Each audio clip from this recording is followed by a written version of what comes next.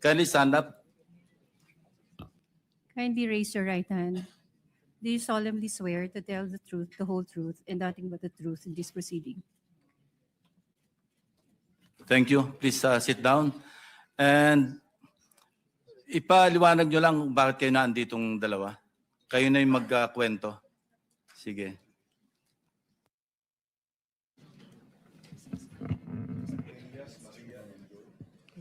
Good afternoon po. We have their real names. Nandiyan naman sa invitation. Thank you.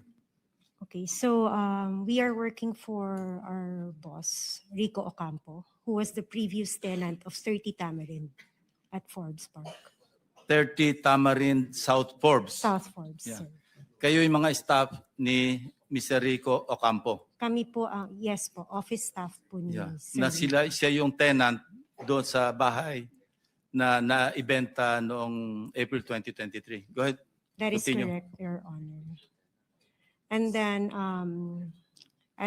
during that time, January 29, we were CC'd sa email sa boss namin that we are being evicted January 31 at 3 p.m. Dapat nakalabas na kami ng place.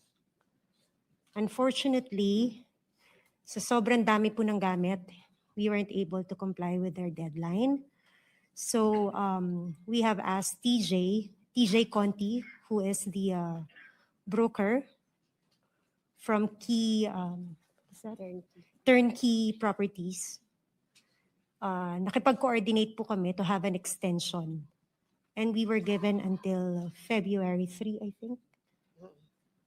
To that was already 2024 po. And eventually you were evicted. And who informed you that you were being evicted? We were informed by our boss po. It was parang email po ng law firm. And then sinisi po kami ng boss namin for us to be aware that we have to leave the place by January 31, 2024 at 3 p.m. Yeah, I was able to talk to your boss, si Mr. Rico Ocampo. And he made mention na meron kayong nakaharap nung you were forcibly being pushed out of the residence. Nabanggit niya si Carla Discaya. Would you confirm that? That was February 1 po. Yeah. TJ Conti, he introduced us to the contractor, but he didn't mention the name. Yeah. But how did you know that that contractor being referred to by TJ Conti is actually Mr. Discaya? Well, actually, sir, we already mentioned to our boss nung lumabas yung mukha po ni Mr. Discaya. Nasabi ko, kamukha Saan lumabas ang sa mukha? TV po, when the flood control project is being brought up. No? During the hearings. Yes, during the hearings. Okay, so sabi so- ko sa boss ko, sorry about that. Sabi ko po sa boss ko, tsaka sa colleague ko, tingnan nyo nga, ma'am, tingnan mo pong maigi itong mukha na to. Hindi ba ito yung contractor na pinakilala sa atin ni TJ Conti? And then we both agreed na siya nga.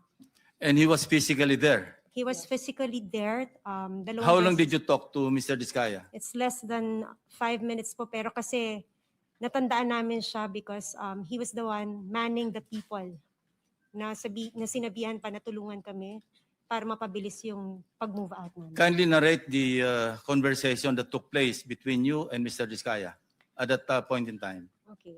During February 1 po, it was just a short introduction by TJ Conti. He mentioned that he is the contractor. And then February 2, medyo nagtagal po kasi nakiusap na nga kami na we really cannot matanggal lahat ng mga gamit dahil sa sobrang dami. And he also mentioned to us na contractor ako dito eh.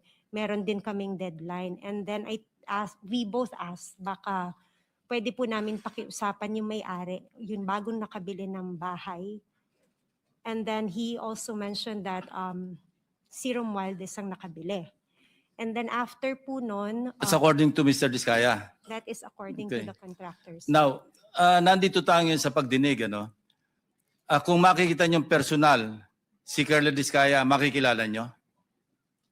Yes, Your Honor. Pakituro nyo nga kung naandito siya sa loob ng session hall. Lapitan nyo na lang kung sino dyan sa among the resource persons. Hindi, lapitan mo na lang at hawakan mo na lang sa balikat, hindi magagalit yan. Your Honor, Excuse pwede me, po bang... you will be recognized later. Okay. No? Tuloy lang natin itong proceeding muna. Sige, miss. Pareho kayo na ina-identify nyo na siya mismo yung kaharap ninyo na sinasabing ang may-ari ng bahay, si Speaker Romualdez, at kailangang umalis na kayo? Kindly answer, use the microphone. Tama po, Your Honor. Tama po, sir. So maski ngayon, sa susunod na panahon, sa ibang pagkakataon, ganyan pa rin ang inyong magiging statement. Correct, Your Honor. O ngayon, Curly, it's your turn. Your Honor, okay lang po ba tanggalin nila yung face mask nila? Kasi sa totoo lang po, talagang hindi ko sila naaalala kahit sa panaginip ko na Well, naginip it's not ako ng for you to bangungot. identify them, it's for them to identify you. No? Your Honor, wala po kasi akong maalalang transaction at saka That's your nakapas. option to deny. What we're establishing here is the fact that there are two witnesses